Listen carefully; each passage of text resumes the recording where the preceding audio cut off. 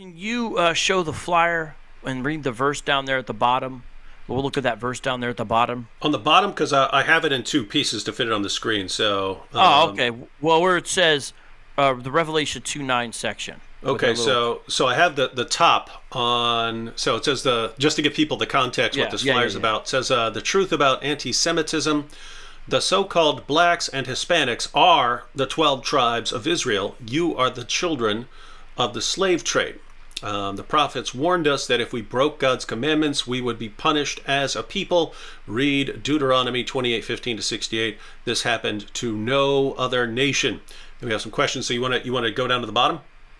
Right. Well, let's just real quick. So let me tell you what this flyer is, everybody. Leave it there for just a second. Mm-hmm. This is the flyer, everybody, that the cult known as IUIC was handing out outside of the Barclay Center. That's where the Nets play basketball in Brooklyn. They're passing these flyers out. IUIC stands for Israel United in Christ. It's a Pacific One West Hebrew Israelite group, the largest membership, looming around 10,000. And they wear purple and gold. That's very distinctive for that. And I did a show recently where Jaylen Brown of the Boston Celtics actually took a clip from them when they're outside the center and put energy, like it was positive. But then later on said, I didn't know who the group was. But that's what's going on because IUIC is the main one doing the demonstrations. So this is the flyer they handed out specifically to make for this Kyrie situation. And I want to show you the bottom half of it. The top half is just them saying, we're the real Jews, basically. That's their argument. Now let's look at the next part of it here on the second half, because that gets into Revelation 2:9. All right, so we actually have Revelation 2:9 there. It says, I know thy works, and tribulation and poverty, but thou art rich, and I know the blasphemy of them which say they are Jews and are not, but are the synagogue of Satan. There is just reading what they're saying here on the track. There is a widely recognized pattern of enslavement, systematic oppression, bullying, legal manipulation, and anti-black political lobbying, including silencing black voices in media outlets worldwide.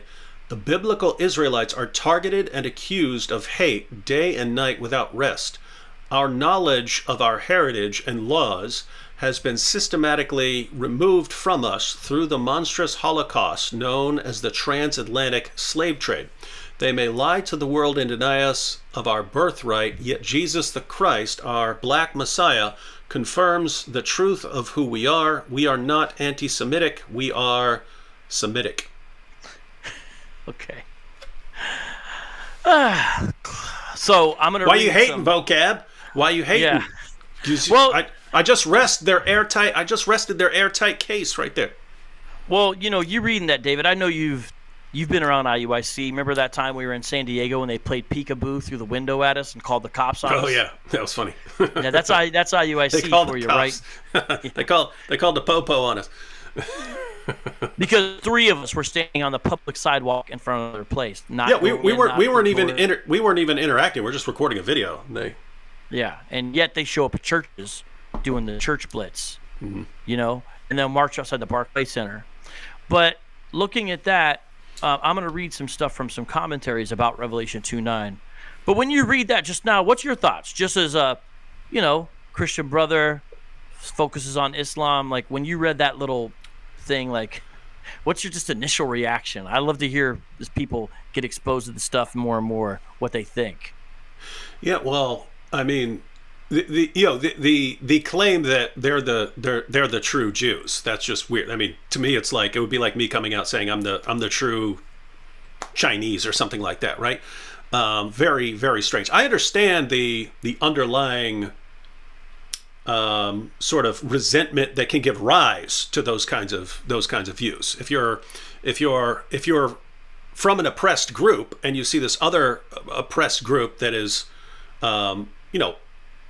the chosen people in the Bible, you might want to identify with that. But they're just really, really bad arguments. As far as Revelation 2:9, I'm sure you have commentary. It's nothing I've ever studied. I would be interested in, because you study this stuff. I've just always read Revelation 2:9 in a fashion similar to like what the Apostle Paul says, that people who, not everyone who's a Jew outwardly is a Jew inwardly, and in that sense you could say it about. I mean, you could say not everyone who's a Christian outwardly is a Christian inwardly. Not everyone who's a Muslim outwardly is a Muslim inwardly. It's a little different with Jews because it's an ethnicity in addition to being a religion. So Paul points out that not everyone who is a descendant of the actual 12 tribes has the same faith as Abraham. So Paul draws this distinction.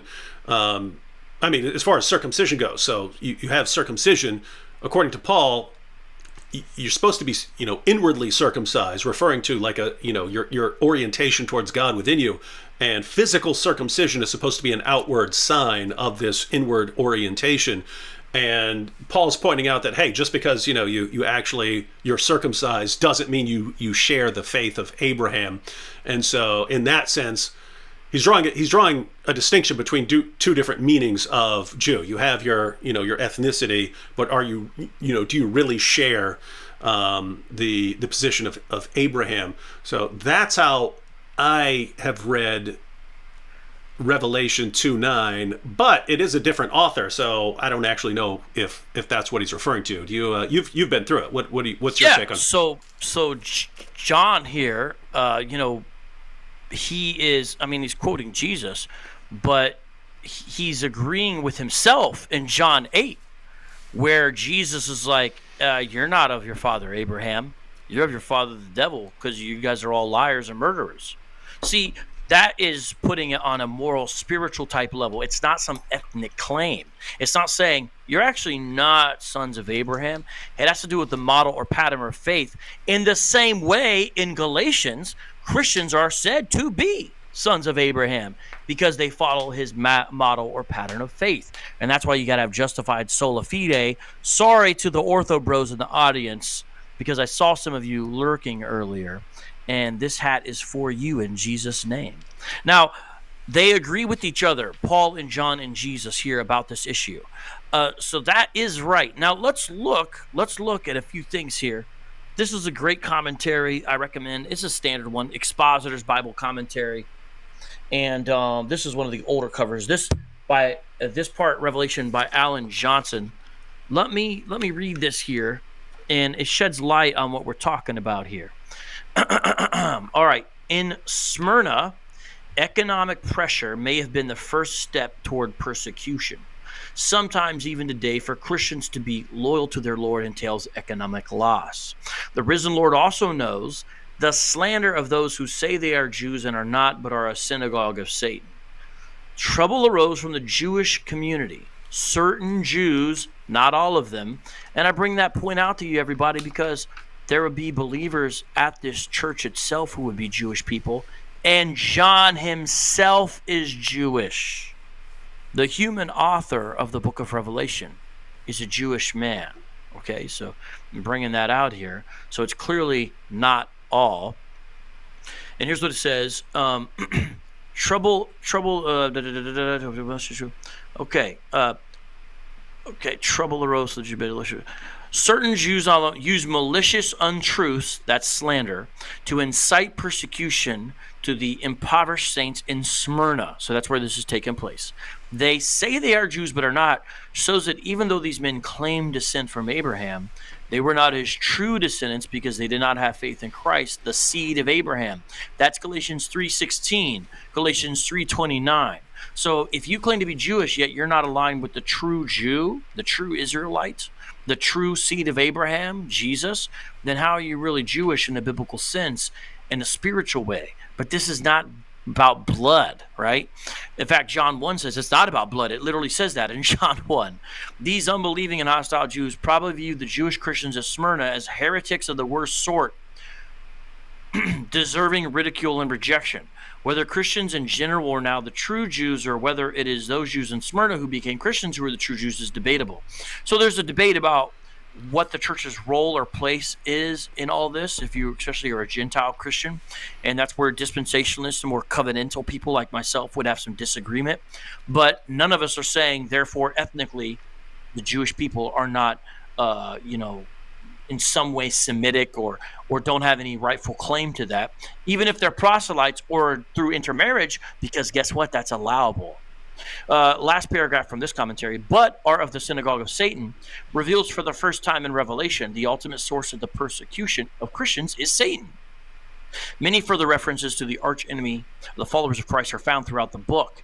In fact, he's one of the principal actors in the apocalyptic drama. And I'm going to skip down here. Synagogue of Satan refers then to certain Jews in ancient Smyrna who, motivated by Satan, slandered the church there.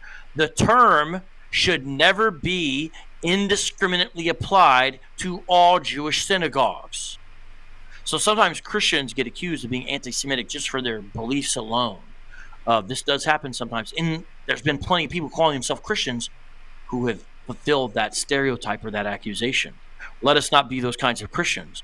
But here, this evangelical scholar recognizes this. The term should never be indiscriminately applied to all Jewish synagogues.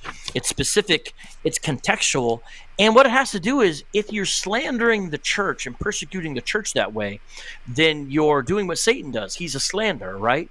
My goodness, you know who would meet this qualification better than anybody I can think of? Is groups like IUIC. They slander the church. They say the church is filled with liars. They go after the church, and they're not ethnically Jews either. So they meet both qualifications.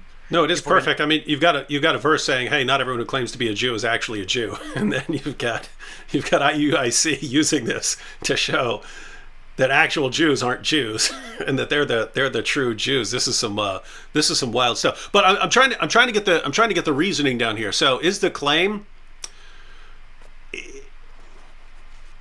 Because I don't know exactly their thoughts on the timeline. Are they saying that back then Jesus is talking about like Amalekites pretending to be Jews? I mean, are they saying this goes all the way back then? Like even then there were like the people who claim to be Jews now were, you know, their ancestors were claiming to be Jews back then.